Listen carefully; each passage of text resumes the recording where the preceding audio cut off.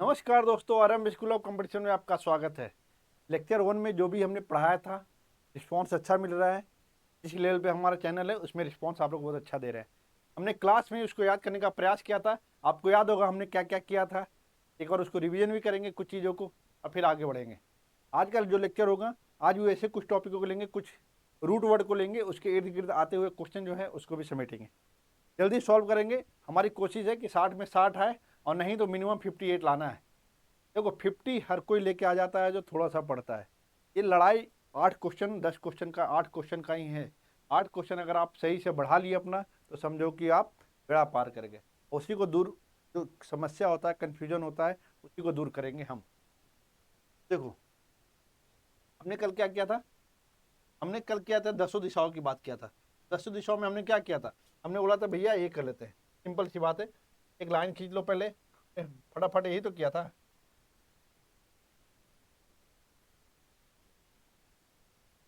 ये किया था हमने।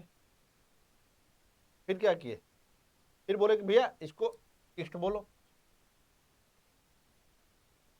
कोई ईस्ट बोलो, को वेस्ट बोलो, को नॉर्थ वेस्ट बोलो, को नॉर्थ बोलो, नॉर्थ ईस्ट, को south east, south, south west. यही तो चीजें थी जो हम लोग जनरली जानते हैं।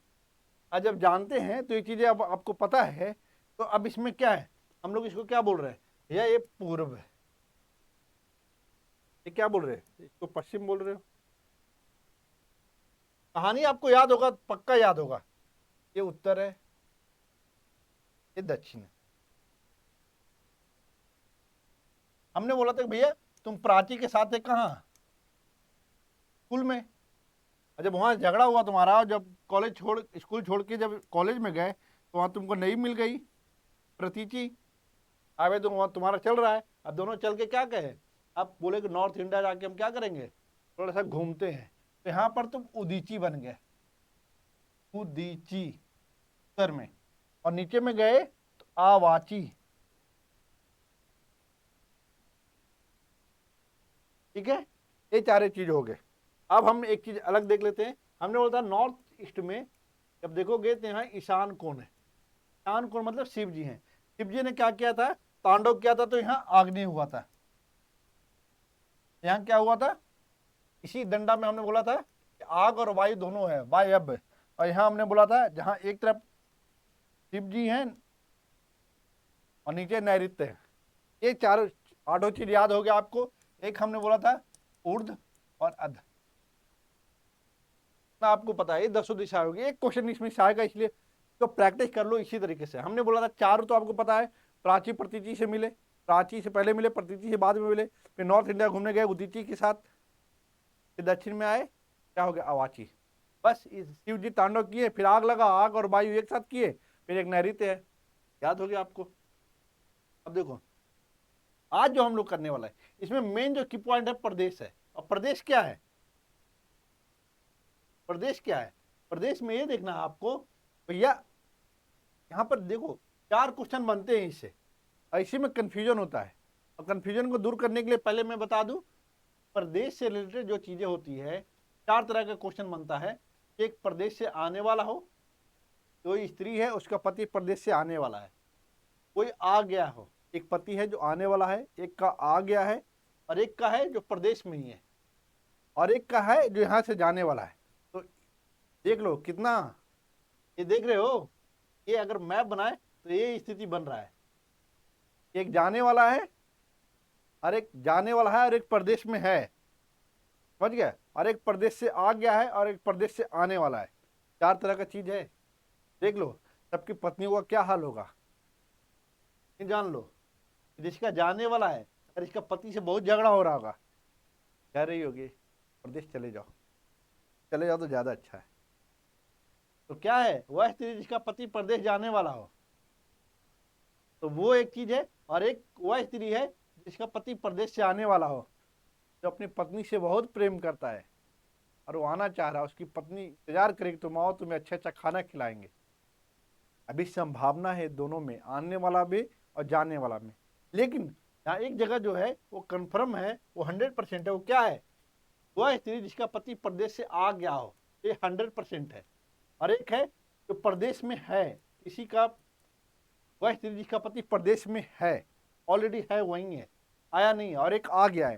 ये दोनों 100% दिखा रहा है। और एक आने वाला है, ये भी संभावना है, एक जाने वाला है, ये भी संभावना है। वो आ भी सकता है, नहीं भी आ सकता है, जा सकता है, नहीं भी जा सकता है। तो ये दोनों को समझ लो। तो सबसे पहली बात है कि जो 100% जो है उसमें सिंपल सा चीज है। एक चीज और ध्यान रखना है, पतिका जो यहाँ पर आपको दिख रहा है, पतिका का मतलब ही होता है, इसका अर्थ ही निकाला जाता है कि वह स्त्री जिसका पति प्रदेश में हो, या प्रदेश जाने वाला है, या प्रदेश से आने वाला है। मतलब प्रदेश एक कॉमन वर्ड है, उससे जुड़ा रहेगा, ठीक है, विदेश से जुड़ा रहेगा। तो ये चीजें ध्यान रखना। तो पतिका सब में है, क्योंकि आने वाला जाने वाला सब है। अब आपको जो दिमाग लगाना है आगत अप्रोषित में, जो 100% वाला में है। तो आगत मतलब इसी समझ लो कि आ गया है, वो आ गया है, आगत आ गया है 100% वाला आ गया है। अप्रोषित, प्रोषित मतलब क्या होता है? अगर सिंपल से देखो, हम लेटर भी लिखते हैं तो प्रेषण करते हैं, किसी को प्रेषित करते हैं। इसी समझ लो कि वो आपके पास नहीं, इसीलिए तो प्रेषित कर रहे हो। तो क्या है कि वो प्रदेश में है, इसलिए उसको प्रोषित पत्रिका, और जो आने वाला है उसको आगत पत्रिका। ये चीज क्लियर हो गया होगा आपको, ये दोनों आपको क्लियर हो गया होगा। अब कहाँ समझना आपको, समझना है, ये क्लियर हो गया। अब आने वाला जो है संभावना है, उसको आपको समझना है। अगर मैं ऐसे अगर ले लूं, अगर भैया हम इसको ऐसे ले लें कि जो आने वाला है,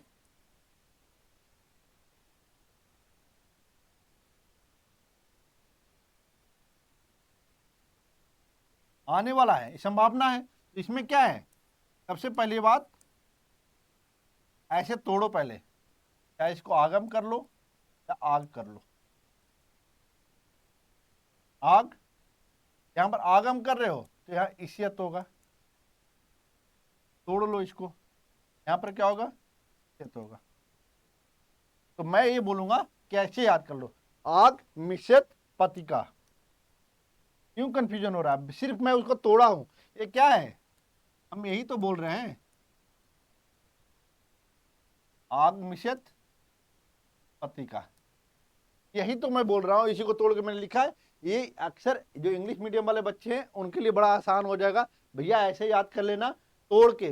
आग मिश्रित पत्रिका हो सकता है कंफ्यूज हो जाओगे, तो ऐसे याद कर लो, आग मिश्रित पत्रिका मतलब आने वाला है, आया नहीं है। आएगा तो दोनों झगड़ा करेगा, आग लगेगा घर में, ऐसे आएगा तो, ठीक है, समझ रहे हो? अब दूसरा चीज क्या था, हमने बोला था जाने वाला। 100% वाला जो था, हमने क्या बोला था?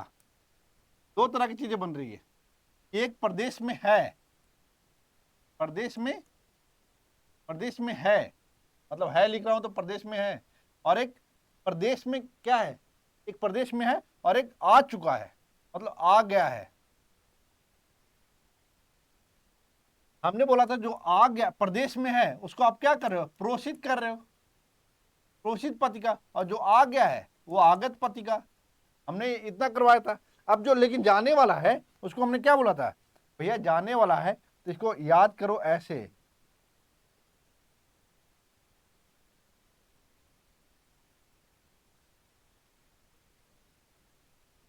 प्रवत सह पत्रिका, ऐसे याद कर लो इसको। देखो हमने ये कर दिया, चीजें समझ में आ गया, हमने तोड़ के दिखाया। तो हमने बोला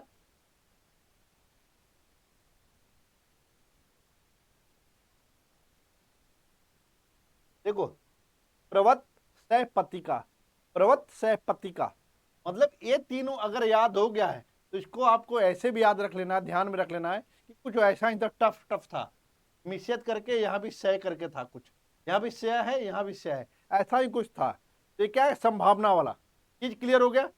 अब ये चारों हमें उम्मीद है कि प्रवत सह पत्रिका याद हो गया होगा। चार चीज आपको याद हो गया, 100% वाला खाली ध्यान रखना कॉन्सेप्ट, और एक संभावना वाला, समझ गए? अब आगे चलते हैं, युद्ध की इच्छा रखने वाला, ये युत्सा, इच्छा रखने वाला। देखो एक इच्छा है, सॉरी, युद्ध की इच्छा, युद्ध करने की इच्छा, जो युत्सा होगा, लेकिन जो रखने वाला होगा वहां पर एक चेंज होगा, और एक हर किसी में होगा। जहां जहां रखने वाला होगा, नाम ऐड होगा, जैसे ही ये इच्छा है और इच्छा रखने वाला होगा तुरंत चेंज हो जाएगा एक चीज। वो क्या होगा? देखो यहाँ युत्सा है, यू सा, ये इच्छा है, खाली खाली इच्छा वाली बात है। और जब युद्ध करने की इच्छा रखने वाला, यानी युद्ध करने की इच्छा रखने वाला है, जो युद्ध जीतने की इच्छा रखने वाला है, वो क्या करेगा? ये जो सा दिख रहा है ना, क्यों यू आप लिख रहे हैं, ये जो सा की जगह पर खाली सू कर दो, ये वाला छोटी वाली मात्रा लगा दो। यहीं से जहां भी रखने वाला दिखेगा ये छोटी वाली मात्रा घुमा देना, और आ वाला जो यहाँ पर एक्स्ट्रा आ रहा है उसको खत्म कर दो। ठीक है, ये चीज समझ में आ गया। वैसे ही पीने की इच्छा रखने वाला, पीने की इच्छा, पिपासा है, देखो पिपासा, और इसमें क्या होगा? रखने वाला जैसे आएगा, हमने क्या बोला? छोटी मात्रा लगा दो और लास्ट वाला हटा दो जो डंडा दिख रहा है। ठीक है, ये खत्म। अब एक चीज और ध्यान रख लेना, यहाँ पर कुछ क्वेश्चन और है, जीतने की इच्छा, जीने की इच्छा, मारने की इच्छा, खाने की इच्छा। अब मैं इच्छा रखने वाला अगर बोलूंगा, यहाँ रखने वाला, यहाँ रखने वाला बोलूंगा, तब में क्या हो जाएगा? यहाँ जिगीसा है, यहाँ जिगीसु हो जाएगा, यहाँ जिजीबिसा है, इशू हो जाएगा। कहने का मतलब क्या है? तो जीतने की इच्छा रखेगा वो जिगीसा, जो जीतने की इच्छा रखेगा जिगीसा, जो जीने की इच्छा रखेगा जिजीबिसा। अब वही इच्छा रखने वाला जब होगा, जीतने की इच्छा रखने वाला, तो जिगीसु हो जाएगा, और जीने की इच्छा रखने वाला जिजीबिसु होगा। समझ रहे हो? हमने क्या बोला कि जब भी रखने वाला बात आएगा तो ये वाला जो पोर्शन है ये हटेगा, और इसी में क्या लग जाएगा? छोटी मात्रा। यही तो मैं बोल रहा हूं। अब मारने की इच्छा, हम लोग बोलते हैं एक गंडासा, हम लोग बोलते हैं, इससे काट दिया जाता है। साउथ की मूवी देखते हो, कुछ तलवार लेके, कोई गड़ासा लेके, ऐसा ऐसा कुछ चलता है, तो ऐसा ही गंडासा टाइप का। ऐसी मारने की इच्छा मतलब तुम जिंगासा की बात कर रहे हो, जिंगासा की बात करो तुम। जब जिंगासा की बात करो और जब मारने की इच्छा रखने वाला हो जाएगा, क्या हो जाएगा? ये डंडा हटाओगे और क्या करोगे? डंडा हटा के खाली उसमें क्या कर दोगे? सू लगा दोगे, और यहाँ पर क्या हो जाएगा? गासा, जिंगासु हो जाएगा। समझो कितना आसान है। आप रखने वाला याद मत रखो, कल ये याद रखो, आपको पता है कि रखने वाला जैसे आएगा उसको सा को हटा कर सू कर देना, जो भी है उसको ऊ कर देना, लास्ट वाला शब्द को। ठीक है, एक खाने की इच्छा रखने वाला, खाने की इच्छा रखने वाला होता है, एक तो वास्तव में भूख लगी होती है, भैया भूख लगी है, हम सुबह उठे हैं तब से कुछ खाए नहीं है, अब 4 बज गया अभी तक कुछ मिला नहीं है, भूख लगी है मुझे, तो बुभुक्षा उसको बोलते हैं, बुभुक्षा बोलते हैं। एक तो ऐसा भूख लगता है। एक जाओगे दिल्ली में, जाओगे जब कश्मीरी गेट वाला एरिया में जाओगे, तो वहाँ पर बहुत सारे गरीब लोग रोड पर बैठे रहते हैं, जो वहाँ पर फुटपाथ होता है उस पर बैठे रहते हैं। वहाँ पर खाना लेके आओगे, वो लोग भूखे ही रहते हैं, कभी भी लेके जाओ वो खाना खाएंगे, क्योंकि वो भूखे होते हैं, उनको खाना मिलता नहीं है, तो वो भी एक भूख है। तो खाने की इच्छा जो भूख के लिए है उसको बुभुक्षा बोलते हैं। क्या बोलते हैं? बुभुक्षा बोलते हैं, ऐसे इसको बोलते हैं, बुभुक्षा। लेकिन यही जब ये क्या हो जाएगा, हाँ, जब इसमें इसकी बात करने लग जाएंगे कि भैया एक खाने की बात कर रहा है, अगर स्वाद की बात करेगा, अगर स्वाद की बात करेगा तो ये क्या होगा? तो इसको होगा जिगत्सा।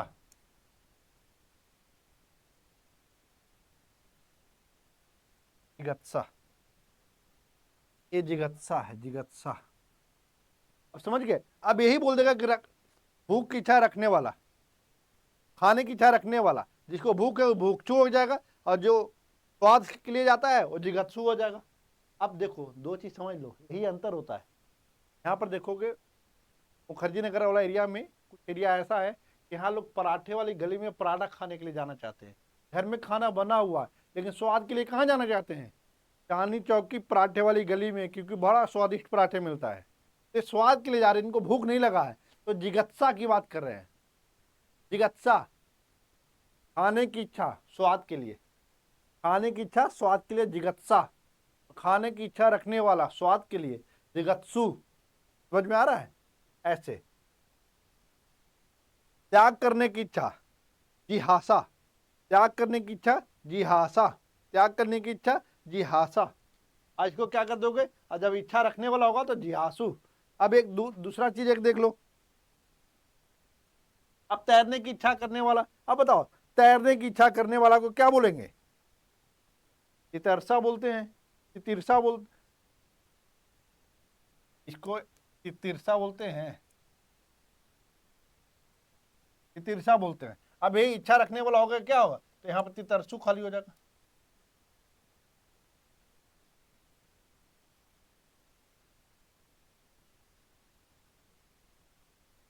तितिरसा और तितिरसु, ये ध्यान रखना है आपको।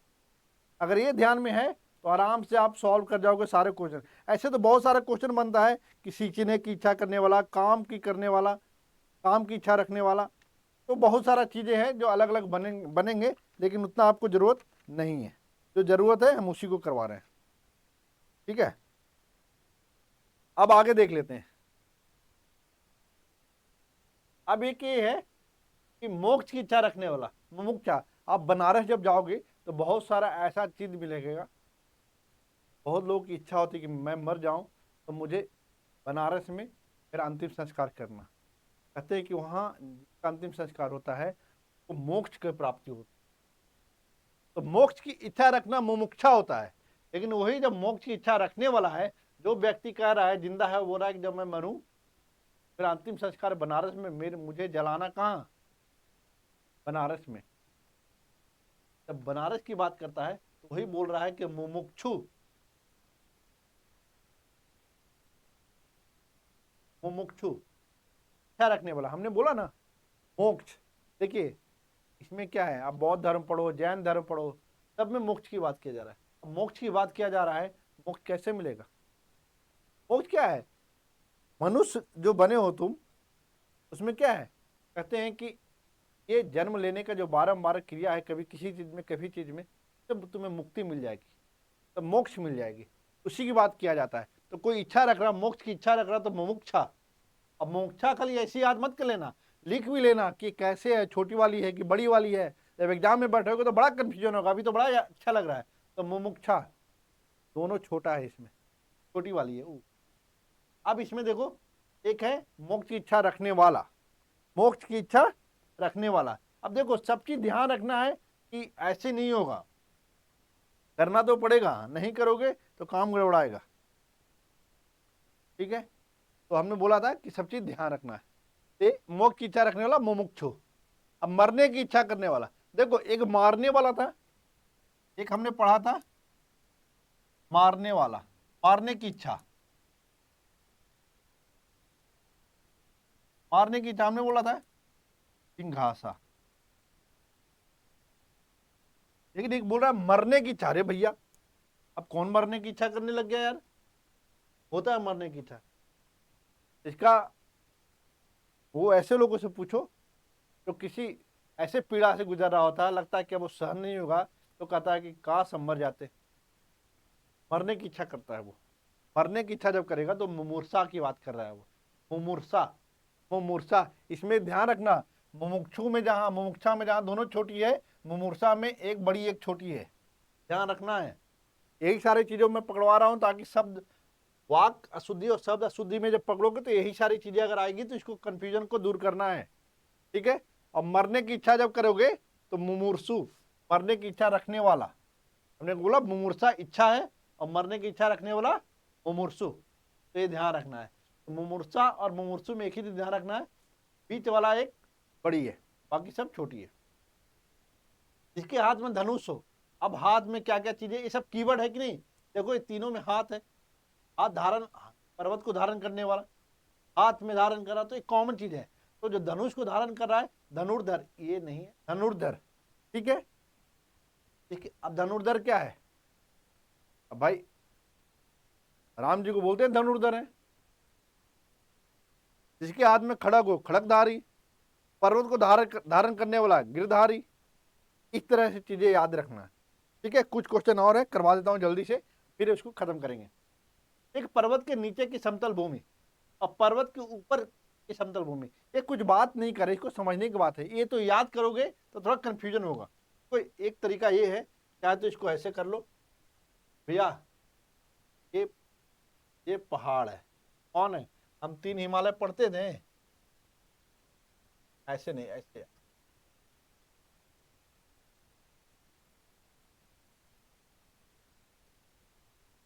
तीन हिमालय है, ठीक है।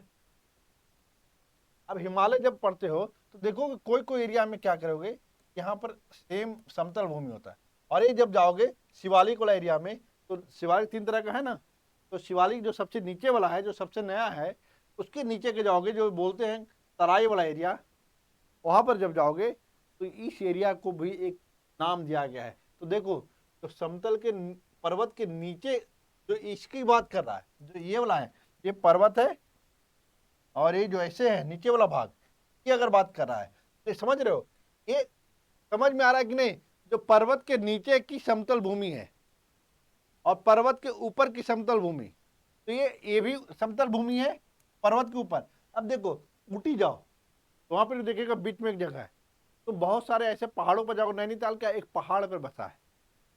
तो कहने का मतलब क्या है, ऐसी जगह पर जहां पर बीच में भी, पहाड़ों के बीच में भी रहने का बस गया लोग, तो वहां पर भी क्या बोलेंगे, वो समतल भूमि है, पर्वत के ऊपर की समतल भूमि।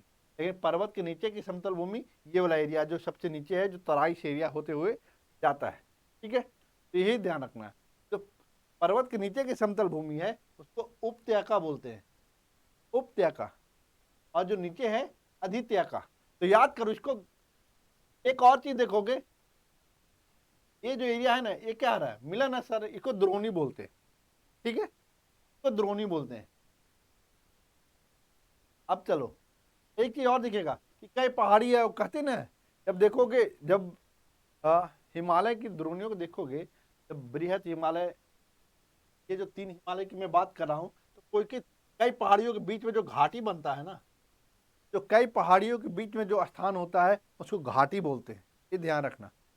तो ऐसे याद रखना आपको, दो चीजें याद होगी, एक द्रोणी याद रख लेना, जब दो पहाड़ों के बीच का जो कॉमन एरिया होता है, ये जहाँ मिलन होता है, वो द्रोणी होता है, सब द्रोणी है, ठीक है।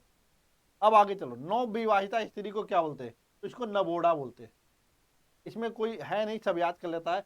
अविवाहित स्त्री जो किसी से प्रेम करे, अन्यूढ़ा, याद कर लो। लेकिन इसमें क्या ध्यान रखना है, ये बड़ी बड़ी वाली मात्रा है, अन्यूढ़ा। और जो वह स्त्री जिसके रहते उसके पति ने दूसरा विवाह किया हो, अधियूढ़ा, अधियूढ़ा, अधियूढ़ा, अधियूढ़ा, याद रखना। वह नायिका जिसका नायक अन्य स्त्री से प्रेम करे। देखो यहाँ पर एक तो ये है कि दूसरा विवाह कर लेता है, तो अधियूढ़ा, आधा प्रेम इस बीवी को, आधा प्रेम उस बीवी को, अधियूढ़ा, ठीक है। वह नायिका जिसका नायक अन्य स्त्री से प्रेम करे, तो खंडिता, मतलब जो स्त्री थी उसका प्रेम क्या हुआ, खंड खंड हो गया, प्रेम बट गया, खंड खंड हो गया, तो खंडिता, ठीक है। वह लड़की जिसका विवाह होने को है, हुआ नहीं है, वही है जिसके तुम इंतजार कर, वो कह रही है जब तुम्हारा जॉब लगेगा तभी हम तुम्हारे होंगे, अभी तो आयुष्मती हैं, जब श्रीमती हो जाएंगे किसी और के समझ में नहीं आ रहा है, जल्दी से जॉब ले लो, अभी मैं तुम्हारा इंतजार कर रही हूँ, आयुष्मती ही। देखिएगा जब शादी सेट होता है, कार्ड पे क्या लिखा रहता है, आयुष्मती, ठीक है।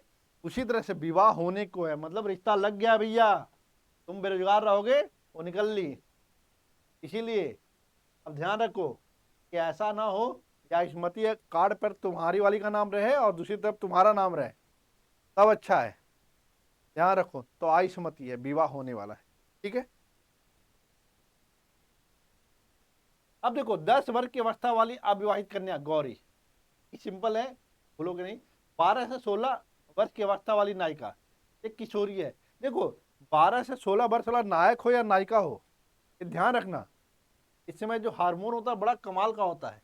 जब मम्मी पापा का बात अच्छा लगता है, समय दोस्त का बात जितना अच्छा लगेगा, जो सजेशन देगा लगेगा अरे भाई जिंदगी का असली दोस्त तुम ही हो, जो तुम जो बोल रहे हो सही बोल रहे हो, सही बोल रहे हो, वो लड़की बहुत अच्छी है, वो मेरे जीवन के लिए सबसे सफल बना देगी, के बात पे तुम आ जाते हो। और किस अवस्था में, चोरी की अवस्था में जा रहे हो, तब जब तुम किशोर होते हो, वही 12-16 वर्ष की अवस्था में किशोरी होती है, और जब तुम किशोर होते हो उसमें हार्मोनल ऐसा एक्टिव होता है कि वो उसको समझ में नहीं आता। माँ पापा बोलते हैं बेटा पढ़ाई कर लो, मम्मी खाली पढ़ाई पढ़ाई करते रहती हो, लगता है जीवन में कुछ और है ही नहीं। शर्मा जी का बेटा तो देखो कितना बढ़िया से रहता है, खुश रहता है, जहां मन करता है वहां जाता है, सारा बात अपने हिसाब से करता है, मम्मी पापा उसको कुछ नहीं बोलते, तुम हमेशा बोलते रहती हो। ये हार्मोनल डिसबैलेंस हो जाता है उस समय। मम्मी पापा का बात अच्छा नहीं लगता है। कब अच्छा लगता है? अभी तुम किशोरी के चक्कर में पड़ जाते हो, जो 12-16 साल की उम्र वाली के बीच चक्कर में पड़ते हो, तब क्या होता है, तुम अपना बोर्ड पहले खराब करते हो, और बोर्ड खराब करने के बाद जो तुम्हारा इंटरमीडिएट का पेपर होता है, +2 का होता है, उस समय भी इसके चक्कर में पड़े रहते हो कि अरे अभी तो चल ही रहा है, अभी संभावना बना हुआ है। ये जब दोनों का रिजल्ट खराब होता है तब समझ में आता है, अरे मम्मी जो बोल रहे हो तो सही बोल रहे थे, मम्मी जो बोल रहे थे सही बोल रहे थे। लेकिन ये वाला जो अवस्था होता है, इसमें बड़ा काम कम करता है, इसमें जो मन करता है वही करने का मन करता है। बाइक चलाओगे तो लगेगा 180 जितना दिया हुआ है, 220 चला रहे हो तो पता लगा 160 150 तुम खींचे जा रहे हो, ये वाला होता है। और यही जब तुम पहुंच जाओगे, ग्रेजुएशन कर लोगे और मास्टर जब करने जाओगे, ग्रेजुएशन के जब फाइनल ईयर में रहोगे, तो वो स्पीड हो जाएगा तुम्हारा 70-60। यही होता है, ये अवस्था ऐसा होता है। तो ये अवस्था समझना। अब अगला है वह कन्या जिसके विवाह का वचन दे दिया गया हो, वाग्दत्ता बोलते हैं। यही होता था पुराने जमाने में कि अगर तुम्हारी बेटी हुई, अब मेरा बेटा हुआ, तो दोनों का रिश्ता तय, वचन दे दिए एक दूसरे को, वाग्दत्ता। समझ गए? वह कन्या जिसका अभी अभी विवाह हुआ हो, नवोढ़ा या नववधु, नवोढ़ा या नववधु, भाई अभी अभी नववधु ही तो बोलते हैं, बस इसे पकड़ लेना। विवाह के बाद वधु का ससुराल दूसरी बार आना, अरे आना तो उसको हमेशा है, लेकिन जब नया नया शादी होता है दूसरी बार आई। अब इसको दूसरी बार आई तो यहाँ पर शब्द ही से पकड़ लो ना भाई, फिर यहाँ रागमन को आगमन बोलते हैं। और कितनी बार? दुई, दुई आगमन, दुई आगमन। तो ऐसे याद कर लो। हंस के समान चलने वाली नायिका क्या होती है? हंस, हंस हंसनी की जोड़ी, दोनों एक दूसरे के लिए 100% समर्पित होते हैं। इसलिए बोलते हैं कि हंस हंसनी की जोड़ी होना चाहिए अगर प्रेमी प्रेम का हो। मयूर की तरह चलने वाली मयूराक्षी, मोर को देखोगे चलती बहुत अच्छा है, लेकिन जब उसके पैर देखोगे तो तुम्हें घिनना आ जाएगा। अक्सर ज्यादातर लड़कियों, गांव की लड़कियों को देखोगे तो वो सावली भी होगी, अच्छी लगेगी, चलेगी बहुत अच्छे से, जब उसके पैर देखोगे फटे फटे रहते हैं। तो गांव की लड़कियां, हाँ काफी, लेकिन अक्सर ये देखने को मिलता है। तो अक्सर वो ऐसे काम भी बहुत ज्यादा करती हैं, शहरों की लड़कियों की तरह नहीं है कि थोड़ा सा कुछ हुआ ब्यूटी पार्लर पहुंच गए। तो आप लोग बहुत ज्यादा अच्छे हैं, लेकिन यही है कि जो मयूर की तरह चलती है नायिका, वो मयूराक्षी होती है। हथनी की तरह चलने वाली नायिका क्या है? गजगामिनी। हथनी, हाथी को गज भी बोलते हैं, इसीलिए गजगामिनी बोलते हैं। ये सब इजी है। अभी इसमें कंफ्यूजन होता है थोड़ा, देखो दावाग्नि सब जानता है, लेकिन कंफ्यूजन हो जाएगा कभी कभी। तो समुद्र में जो लगेगा तो बड़वाग्नि बोलते हैं या बड़वानल बोलते हैं, और जो जंगल में दावा दावाग्नि और दावानल। दावानल हमेशा याद आता है, लेकिन कंफ्यूजन होगा, इसलिए याद रखो जंगल। एक चीज और कैसे ध्यान रखना है, तो कोई समुद्र है, और समुद्र है तो यहाँ दा वाला जो है वो जंगल में है, बड़वाग्नि यहाँ है। समझ गए? समुद्र वाला क्या है? बड़वाग्नि, और जो जंगल वाला है दावाग्नि, और पेट में जो लगता है जठराग्नि। यही याद रख लो। एक क्वेश्चन और करवा देता हूं, फिर उसके बाद फ्री हो जाना। जो फूल सूंघा गया हो, जो फूल ना सूंघा गया हो, जो फूल खिला ना हो, जो फूल खिलने जा रहा है। बहुत सारे ऐसे होता है जब 12th का पेपर दे लेते हैं, कॉलेज में एडमिशन लेना होता है, कोई इंजीनियरिंग में करने जा रहे हैं, कोई मेडिकल करने जा रहे हैं, कोई फैशन डिजाइनिंग करने जा रहे हैं, तो भाई वहाँ पर एक कली के रूप में जाते हैं। अब वहाँ पर क्या होता है, पहले कली, फिर वो फूल बने। अब फूल बने तो क्या होता है, अब सबकी नजर जाएगी। तो वही बात है, जो फूल सूंघा ना गया हो, घ्रात आघ्रात, ठीक है। जो फूल ना सूंघा गया हो, अनाघ्रात। भाई नहीं सूंघा गया है तो अनाघ्रात। आघ्रात है जो सूंघा गया है, जो नहीं है अनाघ्रात। जो कली है अभी, भाई अभी कली है, अभी वो खिला नहीं है, जब तक खिला नहीं हो कली है। लेकिन जैसे वो खिलने जा रहा है तो मुकुल हो जाता है। मुकुल, कली, मुकुल, ऐसे याद रख लो ना, पहले कली को याद रखो, फिर मुकुल हुआ, पहले कली था, थोड़ा खिला मुकुल हो गया। फिर इसको कुछ लोग, कली जब तक था कोई सूंघ नहीं रहा था, तो जो सूंघ नहीं रहा था अनाघरात था, लेकिन जो सूंघ लिया फिर वो आघरात हो गया। जो नहीं सूंघा अनाघरात, और जो सूंघा गया है आघरात। ठीक है, ये चीज क्लियर हो गया होगा। कली, मुकुल, आघरात, अनाघरात। अब एक बार याद कर लो, इसमें है अक्सर राम की शक्ति पूजा। जब हिंदी का पढ़ोगे तो बड़ा अच्छा कहानी था। उसमें क्या होता है कि राम और रावण की जब युद्ध चल रहा होता है, तो उसमें दुर्गा जो है रावण के साथ बैठ जाती हैं।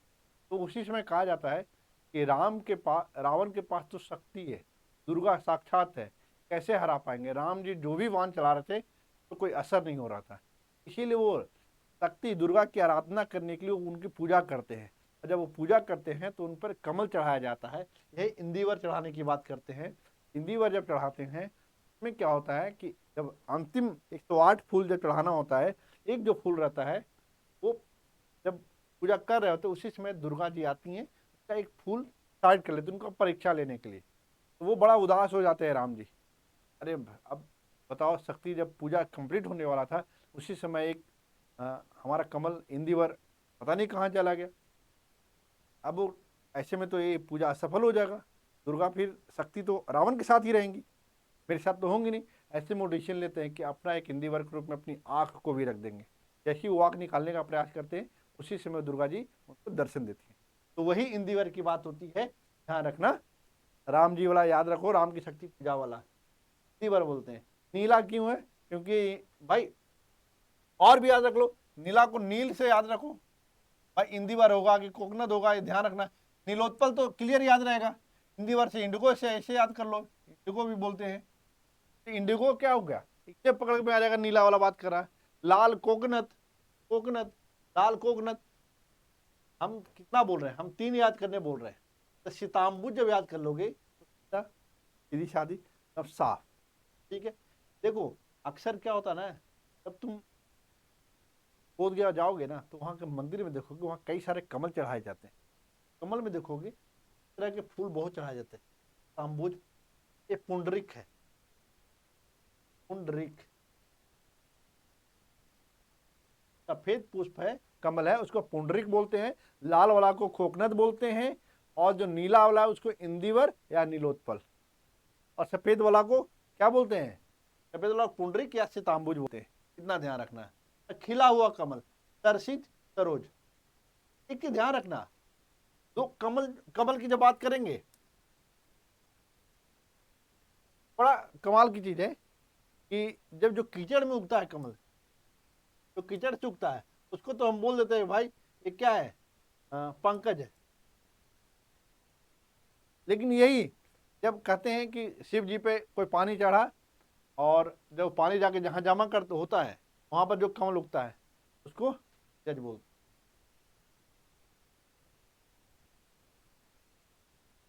यहाँ पर खिला हुआ कमल, तरशीज या सरोज, कमल की डंडी। कमल क्या है? जो कमल निकलता है उसके नीचे जो डंडी रहती है उसको बोलते हैं बिरनाल या कमल नाल बोलते हैं। आज के लिए इतना ही है। वीडियो अच्छा लगा तो शेयर करिए, लाइक करिए, सब्सक्राइब करिए। अब जो आएगा वीडियो लंबा आएगा, थोड़ा लंबा होगा वीडियो, लेकिन अब जो वीडियो आएगा इसमें और सिंप्लीफाई करके हम समझाने का प्रयास करेंगे ताकि आपको क्लास में ही सारा याद हो जाए। और साथ ही साथ अब जीएस का भी जो हम PYQ लेके आएंगे, समीक्षा अधिकारी का जो भी क्वेश्चन आएगा उसके लेके आएंगे। और समीक्षा अधिकारी का क्वेश्चन करते हुए ही ना सिर्फ हम क्वेश्चन आंसर करेंगे, उसको डिस्क्रिप्शन पार्ट भी करेंगे ताकि अच्छे से आपके दिमाग में बैठ जाए। आज के लिए इतना ही। Thank you so much.